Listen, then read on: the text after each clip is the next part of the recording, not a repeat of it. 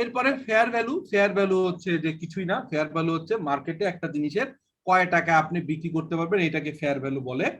So fair ভ্যালুকে বলে হচ্ছে, আর fair ভ্যালুর একটা আইএফআরএস আলাদা আছে, আইএফআরএস 13, এইটার একটা ভিডিও আমার কাছে আছে। আপনারা যেটা করতে পারেন, যদি সময় থাকে এবং আগ্রহ থাকে আরো বেশি অ্যাডভান্স পড়ার, তাহলে এই সেমিস্টারে তো সব আইএস করতেছেন, কিছু আইএফআরএস এর ভিডিও দেখে নিতে পারেন অ্যাডভান্স। আমার অনেকগুলো আইএফআরএস এর ভিডিও আছে, তার ভিতরে আইএফআরএস 13 এর উপর একটা ক্লাস আছে, যদি চান দেখে নিতে পারেন অ্যাডভান্স জানার জন্য।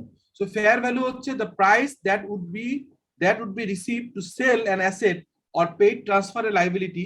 মানে অনেক সময় লাইবিলিটিরও ফেয়ার ভ্যালু হয়। ধরেন আপনি এক ব্যাংক থেকে আরেক ব্যাংকে লাইবিলিটি টেক অফ করবে, বা আপনি একটা বিজনেস কিনবেন, সেই বিজনেসের অ্যাসেট যেমনি ভ্যালুয়েশন হয়, লাইবিলিটিও ভ্যালুয়েশন হয়। কেউ আপনার কাছে পাচ্ছে 100 টাকা বলতেছে, এটা 100 টাকা না হয় 80 টাকাও পাওয়া হইতে পারে। এই যে ভ্যালুটা বের করা, এটাকে বলা হচ্ছে liability transaction between market participant. Market participant মানে হচ্ছে আপনার একাধিক বায়ার সেলার থাকতে হবে এট দ্য মেজারমেন্ট ডেট, যে ডেটে করতে চাচ্ছেন। It recognize price fixed after recognition between the seller and buyer. তার মানে হচ্ছে আপনারা ফেয়ার ভ্যালুর আইএফআরএস এর সংজ্ঞাটা এখান থেকে শিখে ফেললেন। এটা আইএফআরএস ও লাগবে, আইএসও লাগবে। এটার একবার আপনারা মোটামুটি শিখে ফেললেন, সেটা হচ্ছে the price that would be receive to sell an asset or paid to transfer a liability in a orderly transaction between, মানে একটা ফর্মাল ট্রানজেকশন হবে, এখানে ভয়ভীতি নাই, কোন রকম কোনো ইন্টারাকশন নাই, নিজেদের ভিতরে মার্কেট পার্টিসিপেন্ট মানে হচ্ছে একাধিক বায়ার সেলার থাকবে এট এ মেজারমেন্ট ডেট, মানে একটা পার্টিকুলার ডেটে আপনি এটা কত কেনা বেচা হবে, এটা হচ্ছে আইএফআরএস 13 এ বলা আছে। It is recognition price fixed after negotiation between seller and buyer. Buyer এবং সেলার আলাপ আলোচনা, আপনার নেগোসিয়েশন, তর্ক বিতর্কের মাধ্যমে একটা অ্যাসেটের যে প্রাইস ফিক্সড হয় সেটাকে ফেয়ার ভ্যালু বলে। চমৎকার। এবার ডেপ্রিসিয়েবল অ্যামাউন্ট, এটার বলার দরকার নাই। ডেপ্রিসিয়েবল অ্যামাউন্ট মানে হচ্ছে আপনার it is a cost of an asset or amount substitute from cost in the financial statement less residual value, less is residual value. তার মানে হচ্ছে যে আপনার ডেপ্রিসিয়েবল অ্যামাউন্ট মানে কি, যে আপনি একটা অ্যাসেট 100 টাকায় কিনেছেন, কিনে বললেন যে এটার একটা 10 বছর লাইফ টাইম চলবে, 10 বছর পরে আমার রেসিডিয়াল ভ্যালু হইতে পারে 5 টাকা। তাহলে আপনি ওই 100 টাকাকে 5 টাকা বাদ দিয়ে 95 টাকাকে ভাগ করবেন আগামী 10 বছর, এটাকে ডেপ্রিসিয়েবল অ্যামাউন্ট বলে। ডেপ্রিসিয়েশন বা অ্যামortization, প্লিজ বলেন। স্যার একটা কোশ্চেন ছিল, সেটা হচ্ছে রেসিডুয়াল ভ্যালুটা নির্ধারণ করবে কি, বা কারা নির্ধারণ করে সাধারণত? Question, good question. কে করছেন কোশ্চেনটা? জাকির বলছেন। ফাইন। সাধারণত আমি বলি, চমৎকার কোশ্চেন। সেটা হচ্ছে যখনই একটা অ্যাসেট আমরা কিনি, তখন নরমালি ধরেন আমি যদি মনে করেন যে লেটস সে, আমি একটা উদাহরণ দিই, লেটস সে আপনি যখন একটা লেটস সে এনার্জি প্যাকের ফ্যান তৈরি হয় এমন একটা ফ্যাক্টরিতে আপনি একটা মেশিন কিনলেন। তাহলে এখন আপনার কোশ্চেন যে এই অ্যাসেটটা লাইফ টাইম কত বছর চলবে, এক। তারপরে এই অ্যাসেটটা যখন ডিসপোজ করব, আগামী 10 বছর পরে ডিসপোজ করব, তখন কত টাকা ভ্যালু হইতে পারে, সেই ভ্যালুটাই তো স্ক্র্যাপ ভ্যালু অথবা রেসিডুয়াল ভ্যালু। এটা তো তাই, এটা বের করবে হচ্ছে ওই ফ্যাক্টরিতে নিশ্চয়ই ইলেকট্রোমেকানিক্যাল ইঞ্জিনিয়ার আছে, তারপরে মেকানিক্যাল ইঞ্জিনিয়ার আছে, তারা বসে, যারা এক্সপেরিয়েন্স, তারা এটা ভ্যালু অ্যাসাইন করে দিবে। সো এই যখন এই টেকনিক্যাল লোকজন এটাকে ভ্যালু করবে। তারপরে আপনি একটা বিল্ডিং যখন হিসাব করেন বা একটা বিল্ডিং যখন বানান, সেই বিল্ডিং এ যখন এরকম কোশ্চেন আসে যে কত বছর চলবে বা এর কোনো রেসিডুয়াল ভ্যালু থাকবে কিনা ওই সময়, সেই জিনিসটা ভ্যালু করবে কি সিভিল ইঞ্জিনিয়াররা। সো রিলেটেড টেকনিক্যাল পিপলরা করবে। বুঝতে পারছেন জাকির? তাহলে স্যার ইম্পোর্টেড মেশিন হলে তাহলে আপনার এক্সপোর্টার বলে দিবে এটা। এক্সপোর্টার যেটা বলে ওইটাকে বলে হাইপোথেটিক্যাল লাইফ। তারা বলে দেয় যে এমন এমন চলতে পারে। সো বাংলাদেশের কনটেক্সটে ওইটাই সাধারণত মেনে নেওয়া হয়। Right, you are right. অথবা যদি ইম্পোর্ট তৈরি হয় লোকালি হয়, তাহলে হচ্ছে ইঞ্জিনিয়াররা অ্যাসাইন করে, মানে টেকনিক্যাল লোক যারা এই মেশিন সম্পর্কে জানে তারাই এটাকে অ্যাসেস করে দিবে। এরপর হচ্ছে depreciation or amortization. It is the systematic allocation of the depreciable amount of an asset over its useful life. যদি স্টেট লাইন হলে 10 বছরে কত হবে এটা আমরা জানি। ইম্পায়ারমেন্ট লস অলরেডি আমি সংজ্ঞা দিয়ে ফেলছি, ওখানে সংজ্ঞার আগে আমি বুঝাই ফেলছি। The amount impairment loss already আমি টেকনিক্যালি দেখাই দিচ্ছি আপনাদেরকে। ওখানে এখানে সংজ্ঞা আছে, আইএফআরএস এর সংজ্ঞা। স্যার একটু ইন্টারাপ্ট করছে, একটা মিনিট স্যার। এই যে স্যার স্বপন বলছি স্যার, ডেপ্রিসিয়েশন আর অ্যামortization এই শব্দটা তো স্যার আমরা দুই জায়গায় ব্যবহার করি। একটু স্যার হ্যাঁ। একটু ক্লিয়ার করবেন যে অ্যামortizationটা আসলে কোথায় ব্যবহার হয়, আর ডেপ্রিসিয়েশনটা তো আমরা জানি সম্পদের ক্ষেত্রে আমরা যখন ডেপ্রিসিয়েট হিসাব করি তখন, বাট অ্যামortizationটা কোন কোন ক্ষেত্রে এই শব্দটা Okay. ব্যবহার করি? ওকে ফ্যান্টাস্টিক বাট স্বপন হচ্ছে এই কোশ্চেনটা সবচেয়ে রিলেভেন্ট ছিল, কোনো অসুবিধা নেই। আমি যেহেতু আপনাদের একদম মানে আমি আপনাদের সাথে যখন কোনো সেশন নেই আমি কিন্তু আপনাদের হচ্ছে কো লার্নার, আমিও শিখি আপনাদেরও শিখাই এরকম আর কি। সো এই কোশ্চেনটা সবচেয়ে ইম্পর্টেন্ট ছিল, যিনি হচ্ছে প্ল্যান প্রপার্টি ইকুইপমেন্ট করিয়েছেন IS 16-এ, অসুবিধা নেই। তো এটা একটা বেসিক কোশ্চেন ছিল ওই সেকশনে, তারপর আমি বলে দিচ্ছি সেটা হচ্ছে। আচ্ছা কেউ কি বলতে পারবেন স্বপনের কোশ্চেনটা, অন্যরা কেউ আনসার দিতে পারবেন? দেখি আপনারা তো স্যার আপনার ডেপ্রিসিয়েশনটা ইউজ করা হয় সাধারণত ট্যানজিবল অ্যাসেটের ক্ষেত্রে, আর অ্যামortization-টা ইউজ করা হয় ইনট্যানজিবল অ্যাসেটের ক্ষেত্রে, লাইক প্যাটেন্ট, গুডউইল। ওকে একদম পারফেক্ট। বাট আরো আমি একটু বলে দিই, এখানে 3 ধরনের ঘটনা ঘটে। একটা হচ্ছে ডেপ্রিসিয়েশন, যেটা ট্যানজিবল অ্যাসেট আমাদের জাকির বলল। ট্যানজিবল অ্যাসেট কি মানে হচ্ছে যেটা ধরা যায়, বিল্ডিং, মেশিনারিজ, গাড়ি, এগুলা। আর ইনট্যানজিবল অ্যাসেট যেমন প্যাটেন্ট, গুডউইল, কপিরাইট, অ্যাসেট, এই যে সফটওয়্যার, এই ধরনের বিষয়গুলো হচ্ছে অ্যামortization হয়। আরেকটা জিনিস হয় সেটা খুব রেয়ার, বাট এটা হচ্ছে আরেকটা IFRS এ, মাইনিং এ একটা IFRS আছে, IFRS 6, ওখানে বলা আছে হচ্ছে যে আপনার হচ্ছে ডিপ্লেশন বলে আরেকটা কথা আছে। ডিপ্লেশন মানে হচ্ছে ন্যাচারাল রিসোর্সেস। আমরা অনেক সময় খনি কিনি, হ্যাঁ, ইন্টারন্যাশনালি দেখবেন যে ইউনিকল ছিল, আগে শেভরন ছিল, হ্যাঁ, এরা দেখবেন ইউনিকল, শেভরন, তারপরে নাইকো টাইকো, বাংলাদেশে যে আগুন ধরে গেল, এইসব কোম্পানিগুলো কি করে বিভিন্ন দেশে যে তাদের ন্যাচারাল রিসোর্সের এক্সপ্লোরেশন করে, তখন তারা কিনে, ওই খনি কিনে। সো যেমন অনেক জায়গায় কয়লা খনি আছে, অনেক জায়গায় আমাদের দেশে কয়লা খনি আছে, অনেক জায়গায় গ্যাসের খনি আছে, অনেক জায়গায় সোনা খনি আছে। যখন এই অ্যাসেট গুলো কিনে, এগুলোকে বলা হয় আরেকটা অ্যাসেট। একটা হচ্ছে ট্যানজিবল অ্যাসেট, আর একটা হচ্ছে ইনট্যানজিবল অ্যাসেট, আর একটা আছে ন্যাচারাল রিসোর্সেস। সেই ন্যাচারাল রিসোর্সেস হচ্ছে খনি টনি গুলো। তো সেইটারও একটা ডেপ্রিসিয়েশন হয়, সেই ডেপ্রিসিয়েশনটাকে বলা হচ্ছে ডিপ্লেশন। সো 3 ধরনের, একটা হচ্ছে ট্যানজিবলের ক্ষেত্রে ডেপ্রিসিয়েশন, ইনট্যানজিবলের ক্ষেত্রে অ্যামortization, আর ডিপ্লেশন হচ্ছে ন্যাচারাল রিসোর্সের ক্ষেত্রে। এত রেয়ার, এই জন্য এখানে দেয়া নাই। ক্লিয়ার স্বপন? একদম ক্লিয়ার স্যার। ওকে। সো impairment loss হচ্ছে the amount by which the carrying amount of an asset or cash generating unit exceeding its recoverable amount. যখন আমি দেখলাম ওইখানেই ওই সংজ্ঞাই দেখাই দিছিলাম, দেখেন এখানে কি দেখাইছিলাম যে ক্যারিং অ্যামাউন্টটা যখন বেশি হয়, ক্যারিং অ্যামাউন্ট ছিল 7 লাখ টাকা, রিকভারেবল অ্যামাউন্ট পেলেন হচ্ছে 5,80,000, 5,80,000, 1,20,000 ইম্পায়ারমেন্ট লস। সেই কথাটাই এখানে বলে দিলাম। কি বললাম যে হচ্ছে the amount by which the carrying amount of an asset or cash generating unit exceeds recoverable amount. So এটা ক্লিয়ারলি হলো। ওকে, আমি একটু বেশ মনে হয় ডিটেইলে বলতেছি, বাট আমার মনে হয় আপনাদের হেল্প হবে যে শুধু এই আইএসটা না, আরো কতগুলো আইএস এর একটা সাথে রিলেশনশিপ সহ বলতেছি। সো মানে আমি ক্লাস নিলে এগুলো একটা সুযোগ আছে যে আমি একটু ডিটেইলে পড়াই, আপনারা মাঝে মাঝে রিফ্রেশ হয়। সো এটা এবার হচ্ছে কয়েকটা ইম্পর্টেন্ট নোট আপনাদেরকে বলি। সেটা হচ্ছে ইম্পায়ারমেন্টের ক্ষেত্রে নরমালি হচ্ছে ইম্পায়ারমেন্ট একটা কোশ্চেন, আর একটা বলা হচ্ছে ইন্ডিকেটর। হ্যাঁ, সো কখনো কখনো কোনো ইন্ডিকেশন না থাকলে ইম্পায়ারমেন্ট না করলেও চলে, কিন্তু কিছু কিছু অ্যাসেটের ক্ষেত্রে ইম্পায়ারমেন্ট মানে ইন্ডিকেটর থাকুক বা না থাকুক, মানে কোন রকম কোনো সংকেত থাকুক বা না থাকুক। যেমন আমি একটা কথা বলি যে আমার ফ্যাক্টরি ল্যান্ড আছে পদ্মা নদীর পাশে একটা জায়গা, আমার ফ্যাক্টরি ল্যান্ড আছে পদ্মা নদীর পাশে, অথবা যমুনা অথবা মেঘনা অথবা ব্রহ্মপুত্রের পাশে আছে। আমি দেখছি যে প্রতি বছর বন্যায় ভয়াবহ রকম হচ্ছে নদীর ভাঙন হয়।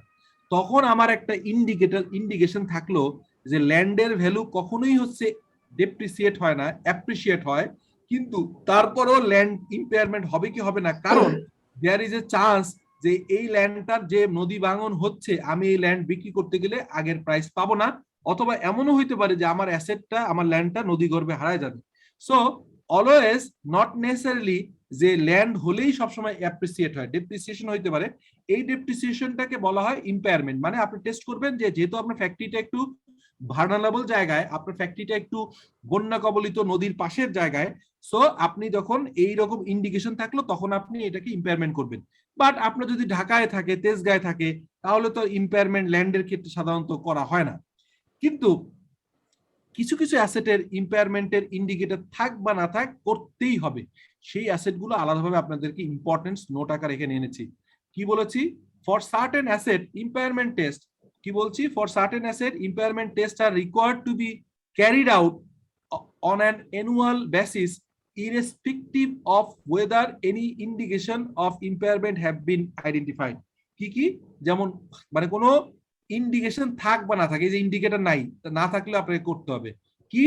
যদি আপনি গুডউইল হয়, মানে আপনি আর একটা কোম্পানি কিনেছেন, এটা একটা গুডউইল আছে, এটা যদি থাকে, intangible asset with a infinitive life, আপনি একটা ইনটেনজিবল অ্যাসেট, আপনি একটা সফটওয়্যার বানিয়েছেন, সেটা আপনি আশা করতেছেন যে আজীবন আপনার চলবে, কোনো লাইফ টাইম দিয়ে আপনি অ্যামোর্টাইজ করছেন না, হ্যাঁ, বা ইনডিফিনিট লাইফে চলতেছে, হ্যাঁ, সেরকম অ্যাসেটের ক্ষেত্রে আপনাকে ইম্পেয়ারমেন্ট টেস্ট করতেই হবে। আরেকটা আছে কি? Intangible asset not yet available for use, work in progress, মানে আপনি একটা অ্যাসেট বানাচ্ছেন, ইনটেনজিবল অ্যাসেট, আপনি একটা সফটওয়্যার তৈরি করতেছেন, অথবা আপনি একটা ওয়েবসাইট তৈরি করতেছেন, অথবা আপনি একটা প্যাটেন্ট, একটা নতুন করে একটা কপিরাইট করবেন, একটা গাড়ির মডেল আবিষ্কার করার চেষ্টা করতেছেন, সেই গাড়িটার একটা কি গাড়ি, যে গাড়িটা হচ্ছে আপনার হচ্ছে যে গাড়িও চলবে, আবার কিছুক্ষণ চাইলে আকাশে উড়ে যাবে, যেমন এরকম একটা অলরেডি ফ্রান্স বা কোথাও আসছে, যদিও খুব কস্টলি এবং ওই রানওয়ের মতো লাগে, মানে রাস্তাটা চওড়া লাগে, কিন্তু এমন গাড়িও সামনে আসার চেষ্টা করতেছে যে আপনি চলছেন চলছেন, হঠাৎ করে দেখলেন যে সামনে জ্যাম, সো আপনি একটু স্লো করে তারপরে একটু সামনে এসে উঠে যাবেন, এরকম করেও কিন্তু চলছে, এটার গবেষণা চলছে। তো এইরকম গবেষণা যে করতেছে, এই টাকাগুলো আপনার হচ্ছে এটাকে যে রিসার্চ কস্ট, এটাকে ইনটেনজিবল অ্যাসেট হিসেবে বুক করা যায় আন্ডার IAS 38, এটাকে বলে ইনটেনজিবল অ্যাসেট। এটাকে বলা হচ্ছে সে এই ধরনের ইনটেনজিবল অ্যাসেট যেটা এখনো কমপ্লিট হয় নাই, ওয়ার্ক ইন প্রোগ্রেস আছে, সেই ধরনের ওয়ার্ক ইন প্রোগ্রেসে থাকা ইনটেনজিবল অ্যাসেট গুলোকেও আপনি ইম্পেয়ারমেন্ট করতে হবে। তার মানে আপনাকে কোশ্চেন করতে হবে, এইটা যে করতেছি ভাই, এটিকে আদৌ আলোর মুখ দেখবে, না হলে তো ইম্পেয়ারমেন্ট করো, এই হচ্ছে কোশ্চেন। এই তিনটা পয়েন্ট কি ক্লিয়ারলি বোঝা গেছে? জি স্যার। ওকে, সো এটা এটা কি আর জীবনে আমরা ভুলবো? মানে আমরা বলবো যে সবগুলা ইন্ডিকেশন চেক করতে হয়, বাট তিনটা জিনিসের ক্ষেত্রে কোনো ইন্ডিকেশন নাই, এটা করতেই হবে। কোনো কোম্পানি যদি তিনটা জিনিস থাকে, কোনো কোম্পানি যদি, যে একটা মাল্টিন্যাশনাল কোম্পানিতে, লোকাল কোম্পানিতে খুবই কম পাবেন এগুলো, মাল্টিন্যাশনাল কোম্পানিতে গেলে তার বুকস অফ অ্যাকাউন্টসে গুডউইলও পাবেন, যদি যেমন ধরেন এখন রবি এবং এয়ারটেল মিলে গেছে, হোলসিম এবং লাফার্স মিলে গেছে, ওখানে যে গুডউইল আপনি পাবেনই, এবং তাদের বিভিন্ন রিসার্চ প্রোডাক্ট থাকে, তাদের ইনটেনজিবল অ্যাসেট পাবেন। সো ওই সব জায়গায় যে যখন অডিট করবেন বা দেখবেন, তখন আপনি চেক করে দেখবেন যে এখানে আসলে তাদের কোনো হচ্ছে এইটা ইন্ডিকেশন লাগবে না, অটোমেটিকলি প্রত্যেক বছর ইম্পেয়ারমেন্ট টেস্ট করতে হবে। প্রতি বছর যদি জানুয়ারি মাসে করেন, প্রতি বছর জানুয়ারি মাসেই করতে হবে, একদম প্রত্যেক বছর জানুয়ারি মাসে। যদি প্রতি বছর জুনে করে থাকেন, প্রতি বছর জুনে করবেন। সো এরকম ভাবে ইম্পেয়ারমেন্ট টেস্ট করতে হয়। So already asset is impaired when, কখন হবে? যখন ক্যারিং অ্যামাউন্টটা বড় হয়ে যাবে রিকভারেবল অ্যামাউন্ট। অলরেডি আমি এটা বুঝাই ফেলছি। সো এখানে কি কি রিকভারেবল অ্যামাউন্ট কি কি হয়? Fair value less cost to sell, মানে আমি যেটা বিক্রি করতে চাই এবং সেলিং এর খরচ বাদ দিয়ে যেটা আসবে, আর যদি আমি এটা বিক্রি মার্কেটে যদি বিক্রির মতো কোনো ইয়ে না থাকে, অথবা ভ্যালু ইন ইউজ বের করে দেখতে হয়, এই ভ্যালু ইন ইউজ আর fair value less cost of sell, এই দুটোর ভিতর বড়টাকে বলা হয় রিকভারেবল অ্যামাউন্ট। এই তথ্যটা নতুন দিলাম, সেটা হচ্ছে যখন ক্যারিং ভ্যালু তো মানে বুক ভ্যালু, এটা তো আপনার অ্যাকাউন্টিং রেকর্ড আছে, লেখা আছে অ্যাকাউন্টিং রেকর্ড, তার মানে this is your book value. আর রিকভারেবল অ্যামাউন্ট হচ্ছে মার্কেটে যে যাচাই করে দেখলেন যে কত টাকা ভ্যালু আছে, লেস ওটা বিক্রি করতে কয় টাকা লাগবে, সেটা হচ্ছে fair value. Fair value less মানে fair value minus cost to sell, এটা। আরেকটা হচ্ছে এই অ্যাসেটটা ইউজ করে সামনে কত টাকা ক্যাশ জেনারেট করবেন, সো এটাকে বলে ভ্যালু ইন ইউজ। এই দুটার ভিতরে যেটা বড়, সেটাকে আমরা বলি হচ্ছে রিকভারেবল অ্যামাউন্ট। একদম সংক্ষেপে সংজ্ঞা দিয়ে দিলাম, এটা বোঝা গেছে? এটা একটু এটা কেউ একটু জাকির একটু বুঝাই বলেন তো, এটা কি বললাম জাকির একটু? স্যার, অ্যাসেটের রিকভারেবল অ্যামাউন্টটা আমাকে বের করতে হবে যখন আপনার ক্যারিং অ্যামাউন্টটা রিকভারেবল অ্যামাউন্ট থেকে বেশি হবে, এবং রিকভারেবল অ্যামাউন্টটা হবে হচ্ছে fair value less cost to sell এবং অ্যাসেটের ভ্যালু ইন ইউজ, দুটার মধ্যে যেটা বড় সেইটা। Fantastic, fine. সো দেখেন এই স্লাইডটা আমি আপনাদের যদি বলি এক কথায়, যে মানুষ বলে না যে একটা এই আইএসটা হচ্ছে কত পাতার, আমি বলছিলাম 40 পাতার। তো 40 পাতা যদি 1 মিনিটে কেউ সামারি করতে বলে, যদি করলে ভাই তুমি এই যে আইএস ইম্পায়ারমেন্ট আছে আইএস 36 সব ভুলে গেলেও এইটা ভুলো না, তাহলে তুমি যেটা হবে যে একটা 40 পাতার আইএস এর যেটা এক লাইনের বা 1 মিনিটের যদি সামারি বলতে হয়, সেই সামারিটা এই শীটটা, সেটা হচ্ছে ইম্পায়ারমেন্ট মানে হচ্ছে asset is impairment when carrying amount is more than the recoverable amount. আর রিকভারেবল অ্যামাউন্ট কি, সেটা হচ্ছে fair value less minus cost to sell, মানে fair value minus cost to sell আর ভ্যালু ইউনিটের ভিতরে বড়। তাহলে এই সব ভুলে যাবেন, আমার রিকোয়েস্ট সব ভুলে গেলেও মানে মাঝে মাঝে পড়তে পড়তে মনে থাকবে, কিন্তু এই জিনিসটা ভুললে আপনি আটকায় যাবেন কিন্তু, কারণ এইটাই হচ্ছে মেইন কনসেপ্ট। এটার উপর বেস করে আপনি কিন্তু যে কোনো একটা অঙ্ক পেলে করে ফেলতে পারবেন। কারণ আপনার অঙ্কে কি দেওয়া থাকবে, ক্যারিং অ্যামাউন্ট দেওয়া থাকবে, তারপরে আপনাকে বলবে যে এই এতটা এত এত রেভিনিউ আসবে সামনে, সেটার প্রেজেন্ট ভ্যালু করবেন। এখানে বলা থাকবে এত এত রেভিনিউ আসবে, সেটা প্রেজেন্ট ভ্যালু করবেন। আবার দেওয়া থাকবে, সরি আমার মনে হয় ইন্টারনেট একটু স্লো, এক সেকেন্ড, আপনার কি শোনা যায় কথা? জি শুনতে পাচ্ছি তো স্যার। ওকে, তাহলে কি বলছি আমি, বলতে হচ্ছে যে আমার এই তাহলে এইটা দিয়েই কিন্তু একটা অঙ্ক করা যায়। আপনাকে বলা থাকলে একটা অ্যাসেটের ভ্যালু দেওয়া থাকলো, এটা বুক ভ্যালু লেস হচ্ছে তার অ্যাকুমুলেটেড ডেপ্রিসিয়েশন। সো একটু সাউন্ডটা কমায় দেন, কি জন্য আনমিউট হয়ে আছে, একটু মিউট করে। ওকে, থ্যাংক ইউ। সো কি বলছিলাম, সরি, সেটা হচ্ছে যে একটা এইটা দিয়ে অঙ্ক করা যায়, সেটা হচ্ছে আপনাকে দেয়া থাকলো একটা অ্যাসেটের কেনা ভ্যালু হিস্ট্রিক্যাল কস্ট, তারপরে দেয়া থাকলো অ্যাকুমুলেটেড ডেপ্রিসিয়েশন। তো কেনার থেকে অ্যাকুমুলেটেড ডেপ্রিসিয়েশন বের করলে আপনি বুক ভ্যালু বা ক্যারিং ভ্যালু পেয়ে গেলেন, একটা পার্ট থাকলো। এরপরে আপনি দেখলেন বলা থাকলো যে এই অ্যাসেট ইউজ করে আগামী 10 বছরে এত টাকা ইনকাম হবে, 1 থেকে 10 বছরে এত এত ইনকাম হবে, সেটার প্রেজেন্ট ভ্যালু করে ভ্যালু নিউজ পেলেন। আরেকটা বলা থাকলো যে এই ধরনের অ্যাসেট মার্কেটে এত টাকা সেল হয়, আর সেল করতে গেলে এত টাকা কমিশন দিতে হয়। তাহলে আপনি সেল ভ্যালু থেকে কমিশন বাদ দিয়ে এটা পেয়ে গেলেন, মানে হচ্ছে fair value minus cost to sell.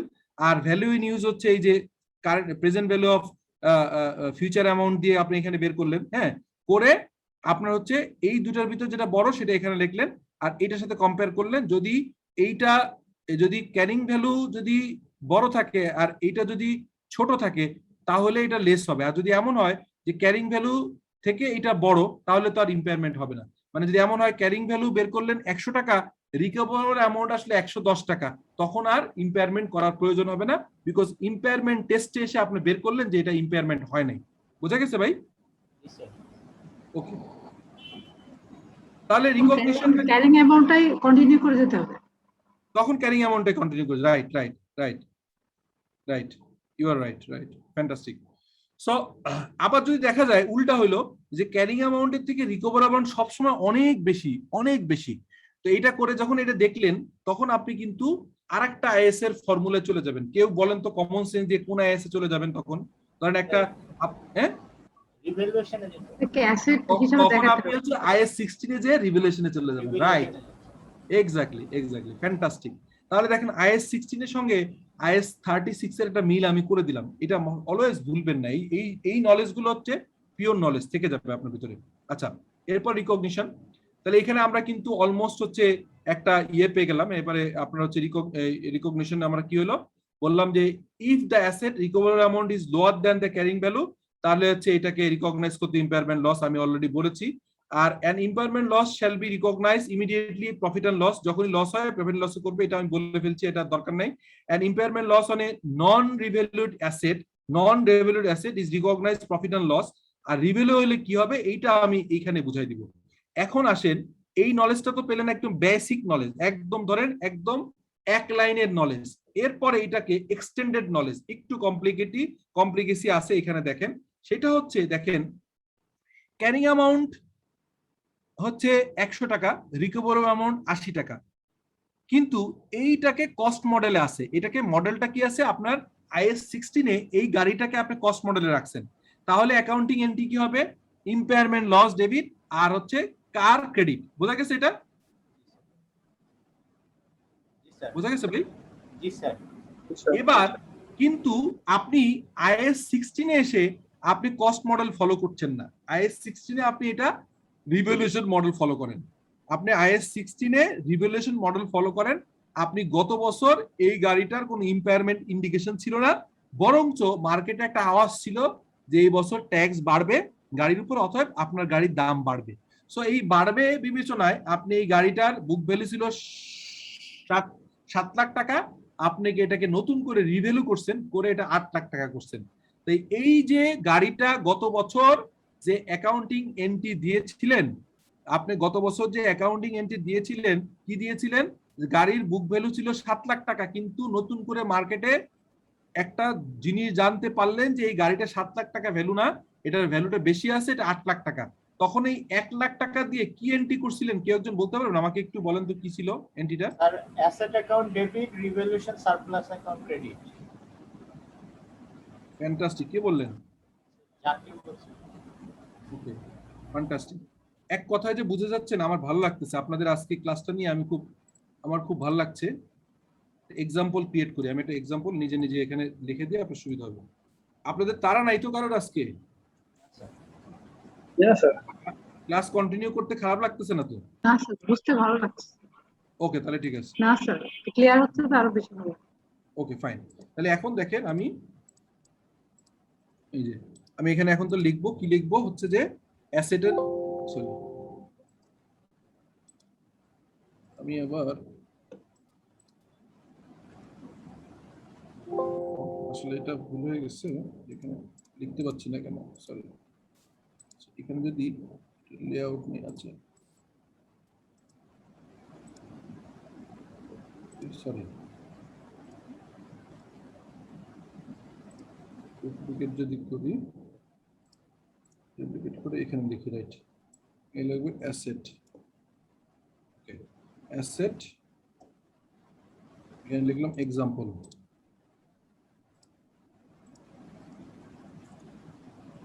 এক সেকেন্ড আমাকে সময় দেন।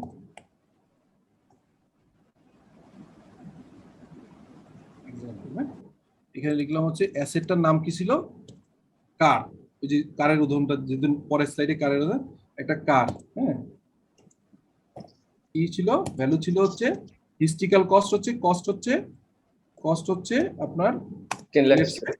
10 লাখ, হ্যাঁ জি, 10 লাখ। ওকে, তারপরে লেস হচ্ছে, পরে আমি বুঝিয়ে দেব, অ্যাকুমুলেটেড ডেপ্রিসিয়েশন যেটা ছিল, অ্যাকুমুলেটেড ডেপ্রিসিয়েশন ছিল হচ্ছে 3 লাখ। 3 লাখ টাকা, 3 লাখ। ওকে, ওকে, তারপরে আমার তাহলে বুক ভ্যালু কত? 7 লাখ। 7 লাখ বুক ভ্যালু অথবা ক্যারি অ্যামাউন্ট।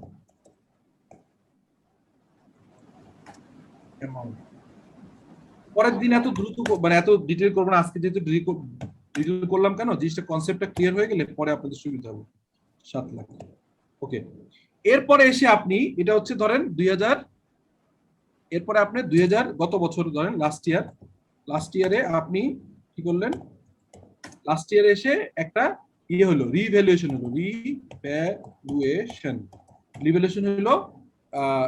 হয়ে অ্যাসেটের দাম হলো, এটা আপনি হচ্ছে 8 লাখ টাকা, 8 লাখ, সরি 8 লাখ হয়ে গেল। সো 8 লাখ যদি হয়, যেটা একটু আগে উদাহরণ দিলেন, তাহলে এখানে 8 লাখ হওয়ার সঙ্গে সঙ্গে এন্ট্রিটা কি ছিল, যে হচ্ছে অ্যাসেটের ভ্যালু বেড়ে গেছে কত? অ্যাসেটের ভ্যালু তো আসলে বাড়ে না, অ্যাসেটের ভ্যালু আসলে ডাইরেক্টলি বাড়ে না, বাড়ে হচ্ছে কি জানেন কি হয় বলেন তো? অ্যাকাউন্টিং এন্ট্রিটা অ্যাকুমুলেটেড ডিপ্রিসিয়েশন। এক্স্যাক্টলি, ডেপ্রিসিয়েশন কত? কারণ কিভাবে বাড়ে এই জিনিসটা আমি জানি না, আপনাদেরকে নিশ্চয়ই যেটা IAS 16 এ ক্লিয়ার করার কথা, যে না করে থাকে এখন করে দিচ্ছি। কেন এটা অ্যাসেট করলাম না সরাসরি, এটা কারণ আছে। 1 লাখ টাকা, ঠিক আছে, এটা যদি 1 লাখ লিখি, সব লাখ লিখছি, একই ফর্মুলা লিখি, লাখ লাখ, হ্যাঁ। আর ক্রেডিট হবে কি, এটা হচ্ছে ডেবিট, অ্যাকুমুলেটেড ডেপ্রিসিয়েশন, ডেবিট হচ্ছে ডিআর, হচ্ছে 1 লাখ, ঠিক আছে। আচ্ছা, ক্রেডিট কি হবে? 1 লাখ না, এই হবে, এই যে এই হলো, হ্যাঁ, আর হচ্ছে রিভ্যালুয়েশন রিজার্ভ, হ্যাঁ, রিভ্যালুয়েশন রিজার্ভ কি হবে? ক্রেডিট হবে 1 লাখ, সরি 1 লাখ। ওকে, তাহলে এই যে জিনিসটা ঘটলো, দেখেন ওইটা কেন ঘটলো বলেন তো? এটা হচ্ছে এইটার কারণে ঘটলো, এই ইম্প্যাক্টের কারণে। লাস্ট ইয়ারে আপনি এই যে ঘটনাটা ঘটছিল, লাস্ট ইয়ারে আপনার এইটার কারণে যে 7 লাখ টাকা জিনিস আপনার হয়ে গেছিল 8 লাখ টাকা। 8 লাখ টাকার কারণে এই এন্ট্রিটা দিলেন। এবার এসে দেখেন, সরি কি হলো এটা, আবার আনডু করি, আসলে এখানে সরাসরি পেস্ট করলে হবে না। সো এখানে কি হলো, আমি 8 লাখ 7 লাখ টাকা লাস্ট ইয়ারে 7 লাখ টাকার ভ্যালুটা হয়ে গেল 8 লাখ টাকা। সো হওয়ার কারণে আমি এন্ট্রিটা দিলাম। এবার আসেন, হ্যাঁ এবার আসেন কি ঘটনা ঘটলো, যে এবার এসে আবার ইম্পেয়ারমেন্ট হলো। ইম্পেয়ারমেন্ট হলো, আপনি উল্টা তো বাড়েই নাই, এই বছর এসে কারেন্ট ইয়ারে কি হলো, যে কারেন্ট ইয়ারে আপনি কি করলেন, কারেন্ট ইয়ারে এসে আপনি হচ্ছে ইম্পেয়ারমেন্ট টেস্ট করলেন। হ্যাঁ, ইম্পেয়ারমেন্ট টেস্ট করলেন, টেস্ট করে দেখলেন ভ্যালু চলে আসলো কত বলেন তো, ভ্যালু চলে আসলো হচ্ছে লেটস সে 5,80,000, আমি উদাহরণ দিচ্ছিলাম 5,80,000। 5,80,000 কিভাবে আসছে বলেন তো, 5,80,000 আসছে হচ্ছে যে ক্যারিং ভ্যালু 20 লাখ টাকা স্যার ছিল স্যার। হ্যাঁ রাইট খরচ ছিল স্যার, সেলসের খরচ। রাইট আমরা কি করছিলাম, 6 লাখ টাকা পেয়েছিলাম আমাদের হচ্ছে আপনার ওই যে এটাকে আমি ফেয়ার ভ্যালু পাইছিলাম, আর হচ্ছে 6 লাখ টাকা ফেয়ার ভ্যালু বেশি ছিল ভ্যালু ইন ইউজের থেকে। ভ্যালু ইন ইউজ ছিল মনে করেন যে 5 লাখ টাকা, 6 লাখ টাকা ছিল হচ্ছে আপনার ফেয়ার ভ্যালু থেকে 20,000 টাকা একটা খরচ ছিল, ওই কারণে আমি ওইটা বাদ দিয়ে এটা করলাম। সো এটা যদি করে থাকি তাহলে আমার এখন 5,80,000 আসছে। এবার আমাকে বলেন যে এন্ট্রিটা কি হবে, এবার হচ্ছে কমপ্লিকেটেড। এই যে বললাম না যে সহজটা তো সহজ ছিল, এটা সহজ, বাট এটা একটু কঠিন। কি, আমি কস্ট মডেলে গেলেও সহজ, কিন্তু এখন রিভ্যালুয়েশন মডেলে যেহেতু গেলাম, এইখানে এসে আমার একটু কাহিনী ঘটতেছে। সেই কাহিনীটা কি হবে, এই জন্য এক্সাম্পলটা নিলাম। বলেন তো, এর পরে দিয়ে দিই এক্সাম্পলটা কি হবে বলেন। এখন আমি কি করব, এন্ট্রিটা কি হবে বলেন, কেউ একজন বলেন। রিভ্যালুয়েশন রিজার্ভ ডেবিট হবে 1 লাখ, এবং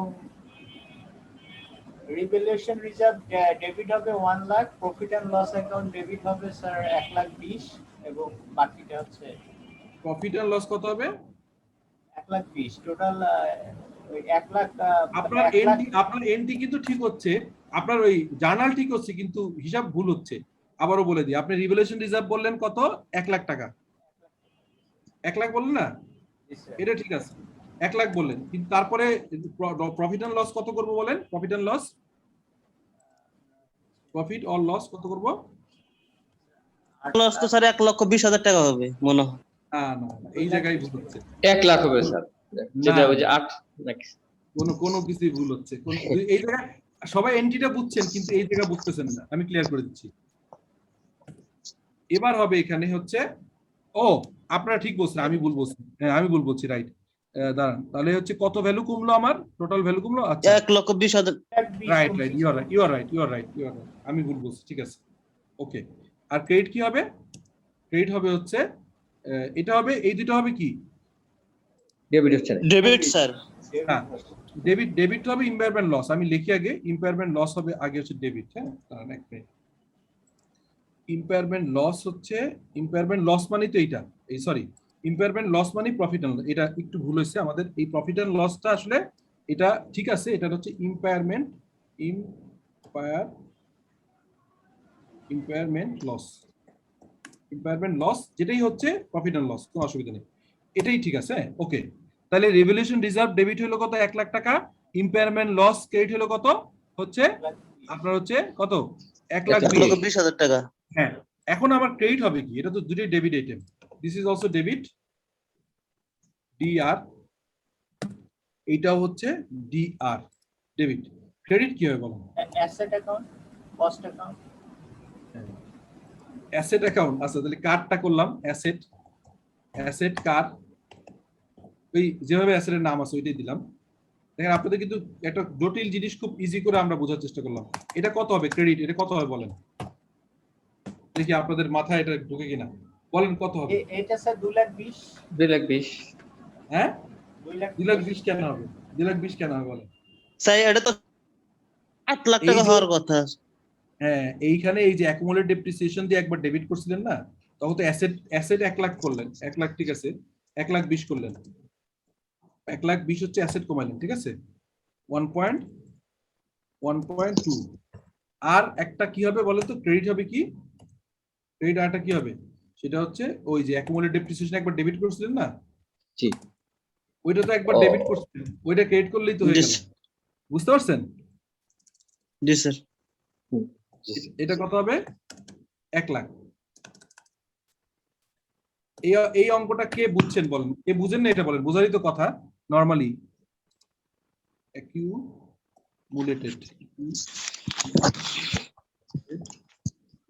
বলেন, কে কে বুঝছেন বলেন।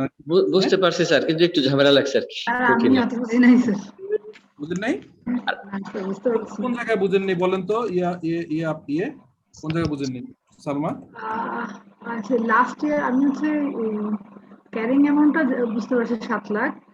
হুম, আর হচ্ছে লাস্ট ইয়ার রিভ্যালুয়েশন যে 8 লাখ, এখানে পরের থেকে যে এই ট্রানজাকশনটা, এটা ওই মানে জার্নালটা আচ্ছা বুঝতে আমি পারছি। ক্লিয়ার করতেছি। স্যার আচ্ছা, Impairment test-টা বুঝছি। সালমাকে কি অন্য আমি ছাড়া অন্য কেউ একটু বুঝাই দিতে পারবেন? আমি ইচ্ছা করে এটা জিজ্ঞেস করি, আচ্ছা, এটা আচ্ছা, হ্যাঁ, সালমাকে বুঝতে ছোট পারছি। বা অন্যদেরকে বড় করার জন্য না, জাস্ট আপনাদের বুঝতে পারছি। কনসেপ্টটা জি বলতে পারবেন কেউ? অ্যাসেট অ্যাকাউন্টের ভ্যালুটা কমানো যাবে হচ্ছে ম্যাক্সিমাম হচ্ছে স্যার আপনার ইম্পেয়ারমেন্ট টেস্ট এবং ক্যারিং ভ্যালুর ডিফারেন্সটা, এর বেশি আপনার অ্যাসেট অ্যাকাউন্ট কমানো যাবে না। বাকি যেটুকু আছে সেটুকু অ্যাকুমুলেটেড ডেপ্রিসিয়েশন থেকে মাইনাস করতে হবে। রাইট, আমি আরেকটু ক্লিয়ার করি। হ্যাঁ, ইউ আর রাইট। দেখেন, আমি অ্যাসেটটার ভ্যালু ছিল, আমি বলতেছি যে অ্যাসেটটার ভ্যালু ছিল 10 লাখ টাকা। হ্যাঁ, তো আমি যখন কিনছিলাম 3 বছরে আপনার 3 বছরে ধরেন এটা ডেপ্রিসিয়েশন হয়ে গেছে 3 লাখ টাকা। তো 3 লাখ টাকা হওয়ার কারণে আমার বুক ভ্যালু আছে, খুব স্বাভাবিক, এখন বুক ভ্যালু আছে হচ্ছে 7 লাখ টাকা। ওকে, এই সময় এসে এই পর্যন্ত কিন্তু নরমাল, এই পর্যন্ত কিন্তু একটা শিশুও বুঝবে, কারণ আমরা এটা সব সময় পড়ে আসছি, আমাদের অনার্স মাস্টার্স সব জায়গায় বসছি। প্রবলেমটা হওয়া শুরু হয়েছে এখান থেকে। কি শুরু হয়েছে? যখন এসে আপনার রিভ্যালুয়েশন করলেন, আপনি এসে রিভ্যালু করলেন যখন এই বছরে এসে, সেই রিভ্যালু করার সময় একটা কাহিনী ঘটলো, যে এইখানে আইএস এর একটা কাহিনী ঘটে ফেললেন। কি ঘটে ফেললেন? যে আপনি কস্ট মেথডে ছিলেন এত সময় পর্যন্ত, এইখানে এসে কস্ট মডেল থেকে আপনি চেঞ্জ করে চলে গেলেন কোনটা? রিভ্যালুয়েশন মডেলে চলে গেলেন। তো রিভ্যালুয়েশন মডেলে যখন চলে গেলেন, তখন আপনি ইম্পেয়ারমেন্ট মেম্বার এগুলো কিচ্ছু আপনার মাথায় নেই, আপনার এগুলো কিছুই মাথায় নেই, কারণ এইটার কাহিনী ঘটছে আবার এখানে এসে। এই ইম্পেয়ারমেন্টের কাহিনী ঘটছে হচ্ছে এখানে, আমি সরাই দিই যে ইম্পেয়ারমেন্টের কাহিনী পরে ঘটছে, এটা আমরা আপাতত দরকার নেই জানা। তো আমরা এইটা যদি হয়, তাহলে এখন পর্যন্ত আমরা আসি, এই জিনিসটা আসি কোন আইএস এর আন্ডারে আসি বলেন তো? এটা কোন আইএস এর আন্ডারে? এই যে এই পর্যন্ত কোন আইএস এর আন্ডারে স্যার আসি? 16 স্যার। 16 স্যার। আমরা এখন পর্যন্ত 16 আছি, ঠিক আছে, 16 আছি। সো সালমা ইসলাম এই পর্যন্ত বোঝা গেছে 16 এর? হ্যাঁ, এটা 16টা বুঝতে পারছি। আচ্ছা, এরপরে এসে আমি বললাম যে আমি এবার এসে হঠাৎ করে রিভ্যালুয়েশন মানে ভ্যালু বাড়া তো দূরের কথা, উল্টা হয়ে গেছে। কি উল্টা হয়ে গেছে? যে অ্যাসেটের ভ্যালু উল্টা কমে গেছে। এই কমার যে ইন্ডিকেশন, সেটাকে বলা হয় ইম্পেয়ারমেন্ট ইন্ডিকেশন। ইম্পেয়ারমেন্ট ইন্ডিকেশন যখন হলো, তখন আপনি এসে আবার এটাকে ইম্পেয়ারমেন্ট টেস্ট করলেন। ইম্পেয়ারমেন্ট টেস্ট করতে গিয়ে এইখানে আপনার দুইটা কাজ করতে হয়েছে। আপনাকে বের করতে হয়েছে যে কি, যে এইটার হচ্ছে আপনার বের করতে হয়েছে যে ভ্যালু ইন ইউজ কত, আর হচ্ছে ভ্যালু ইন ইউজ আর ফেয়ার ভ্যালু মাইনাস কস্ট। তো এই দুটা আমরা হিসাব করে দেখলাম যে রিকভারেবল অ্যামাউন্ট উদাহরণ দিলাম 5 লাখ টাকা, আর 6 লাখ টাকা দিলাম ফেয়ার ভ্যালু, আর 20,000 টাকা খরচ, তাহলে ফেয়ার ভ্যালু লেস কস্ট 5,80,000। তো এই 5,80,000 তখন হয়ে গেল আপনার নতুন করে ভ্যালু।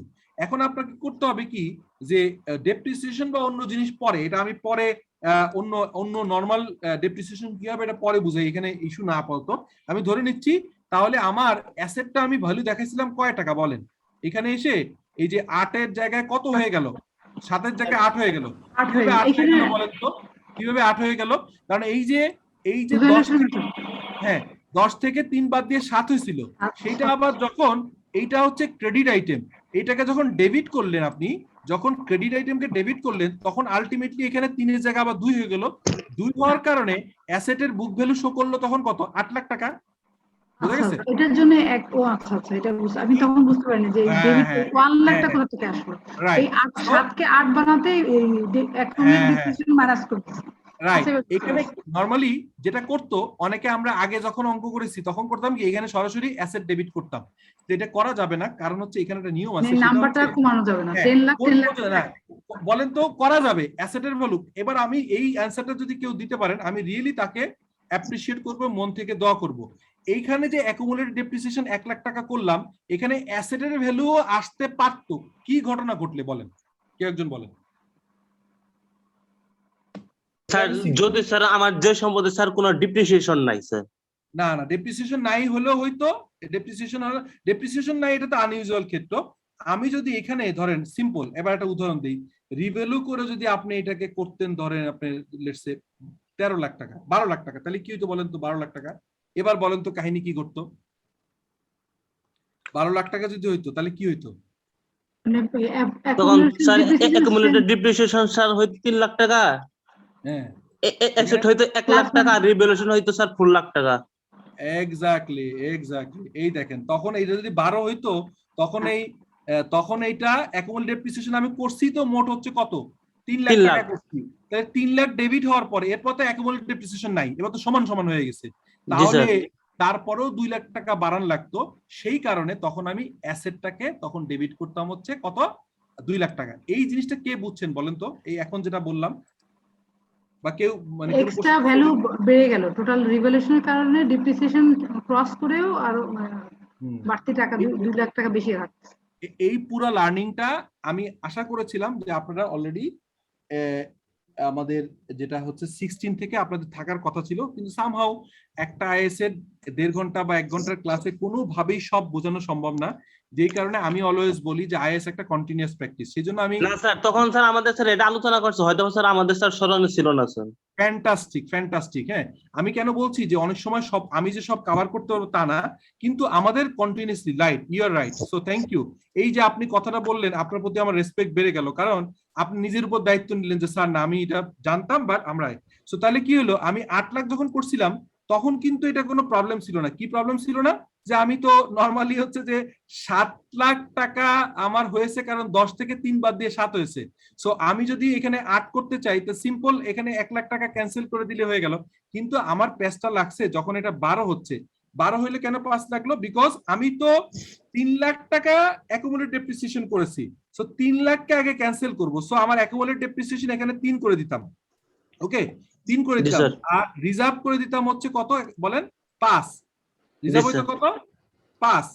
ওকে, তাহলে এই যে 3 করলাম, এর বাইরেও তো তাহলে আরো ডেবিট কি মিলাবো? তখন ডেবিট মিলানোর জন্য আমি যেটা করতে পারতাম, ওই অ্যাসেটটাকে হচ্ছে অ্যাসেট যেটা কার, ওইটাকে আমি কি করতাম, এটাকে আমি ইয়ে করে দিতাম। সরি, এটাকে বলা হচ্ছে 1 সেকেন্ড।